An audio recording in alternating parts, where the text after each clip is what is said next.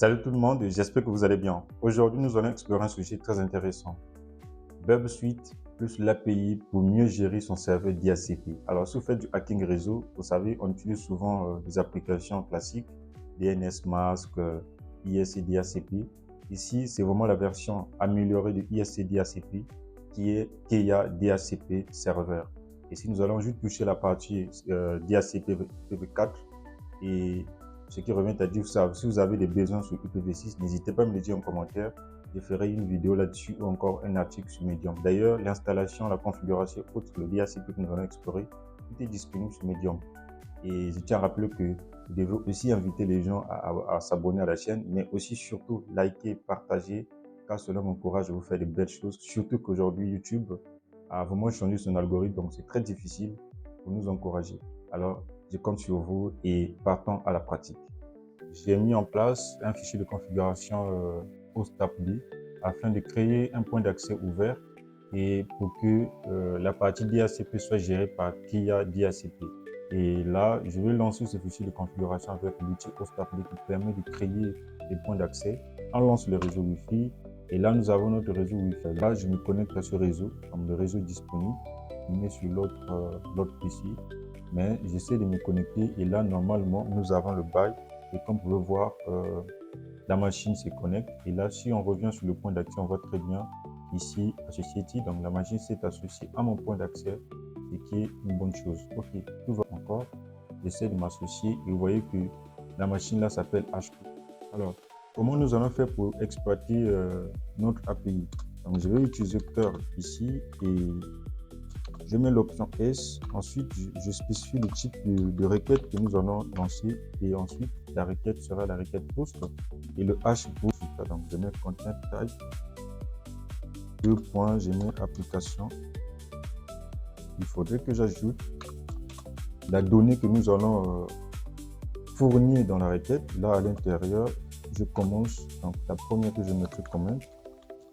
Ici, la valeur, donc je dirais, c'est la commande que j'aimerais lancer, c'est liste commande pour que nous puissions voir les commandes disponibles. Et ensuite, ici, je dois chercher les services. Donc, ici, le service, c'est le serviteur en mode DHCP version 4.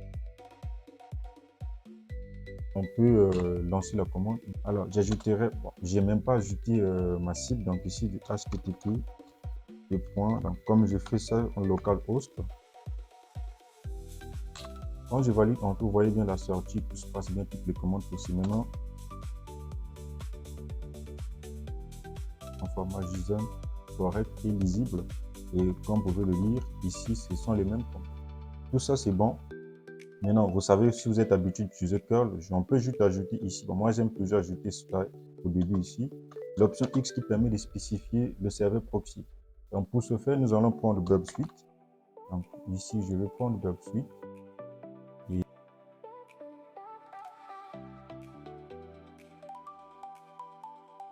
je viens au niveau du proxy, j'active le proxy et je reviens sur mon curl ici, la requête curl. Donc, je vais tout simplement faire HTTP. Ça, c'est le proxy que j'ai spécifié. Avec Burp Suite, dès que vous allumez le proxy sur Burp Suite, dans votre machine physique, c'est l'adresse IP localhost, donc la loopback qui est directement appelée sur le port 880.80. Donc ici, c'est ce que je vais faire, 127.0.0.1, notre localhost. Le port ici, c'est 80.80. Quand je lance cette commande, vous voyez que automatiquement, Burp Suite répond. Alors, avant que je puisse forwarder la requête, je peux forwarder, mais je préfère ici faire clic droit et send to repeater. Donc, l'envoyer sur repeater. Pour ceux qui ne savent pas c'est quoi ici la fonction repeater, je vais résumer un petit peu. C'est juste la fonction qui permet de tester des requêtes au niveau du serveur web. Donc, ici, vous allez modifier, altérer, ainsi de suite, vos requêtes. Et le serveur, vous allez attendre le retour sur le serveur, ce que le serveur va vous donner. Donc, c'est vraiment une fonction incontournable pour travailler avec Burp Suite. Rappelez-vous que tout ce que nous sommes en train de faire pour le faire avec Xcopam, c'est la même chose. Donc ici, je peux forwarder la requête. Voilà. Et vous voyez que rien ne se passe. Mais si on vient voir sur le HTTP history ici, quand on clique, on a la même réponse ici.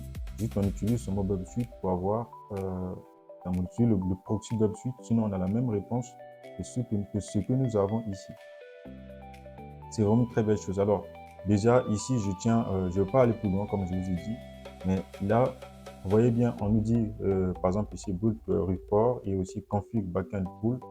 Donc, on peut regarder la configuration actuelle, on peut regarder le hash, on peut faire beaucoup de choses. Donc, on a la commande set qui permet de paramétrer, la commande get qui permet, donc en fait, le verbe set qui permet de paramétrer, get qui permet d'obtenir des informations, delete pour supprimer, add pour ajouter. Donc, ici, les listes, ce sont les informations au niveau des adresses IP que nous pouvons en fait configurer, regarder, ainsi de suite. Donc, nous allons faire au moins deux tests.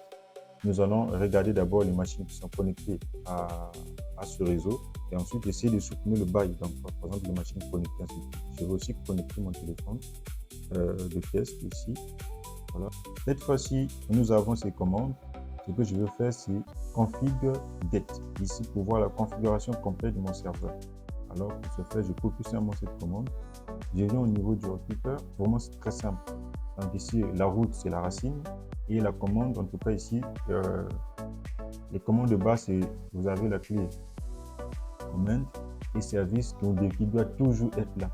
Donc là, si je enlève tout cela et je remplace la commande get, config get. Donc pour moi, maintenant je fais un send et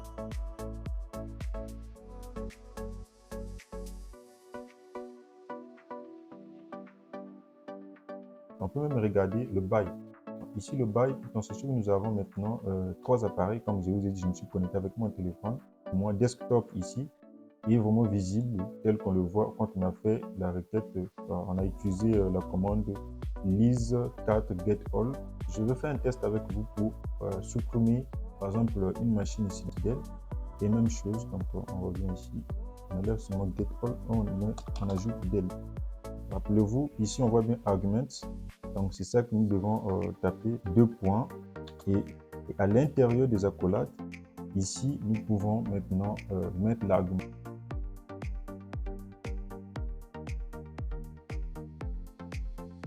Et voilà, valider la commande. Ah, là il y a un problème. Moi j'ai mis arguments seulement. Je valide la commande. Et là, vous voyez très bien, on nous a bien dit ici, l'adresse IP a été supprimée, donc IPv4 list deleted. Donc là, ce que je vais faire CTRL Z pour faire list all. Et je viens ici, ouais, je rappelle, je valide la commande.